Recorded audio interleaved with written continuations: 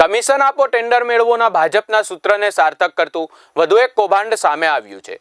ચંદાલો ધંધાલો ભાજપના મોડલનું સત્ય ઉજાગર કરતા કલોલ નગરપાલિકાના થપ્પડકાંડ અંગે આકરા પ્રહાર કરતા ગુજરાત પ્રદેશ કોંગ્રેસ સમિતિના પ્રવક્તા ડોક્ટર મનીષ દોશી ભાજપ શાસિત કલોલ નગરપાલિકાના કરોડો રૂપિયાના વિકાસ કામોના નામે 15% કમિશનનો ખુદ ભાજપના નેતા સ્વીકાર કરતા હોવાનું કહ્યું છે।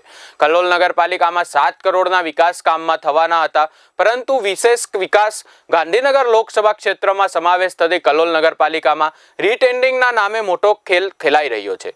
શિસ્તબદ્ધ કહેવાતી પાર્ટીના દાવા કરતી ભાજપના ગળાડૂબ ભ્રષ્ટાચાર લૂંટના મોડલમાં વાંધો પડતા થઈ છૂટા હાથથી મારામારી।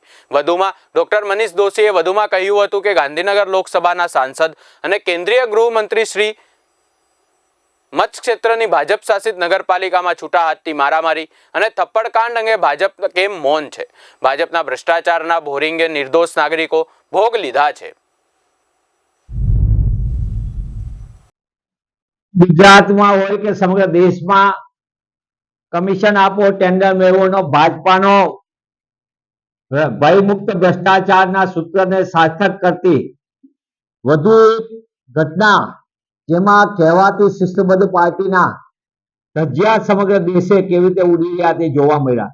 કલોલ નગરપાલિકામાં ભાજપા શાસિત ગાંધીનગર લોકસભામાં આવેલી આ કલોલ નગરપાલિકા અને આ નગરપાલિકામાં ભાજપા શાસકોના બે જૂથ વચ્ચે વિકાસ કામોના નામે વિશેષ વિકાસ કરોડો રૂપિયાનો ખેલ અને એ વિકાસ કામોના ભાગ બટાઈ હોય કે એકબીજાના હિતોના ટકરાવ હોય કે જેના કારણે ખુલ્લેઆમ મારામારી થપ્પડકાંડ એ સમગ્ર ગુજરાતે જોયું।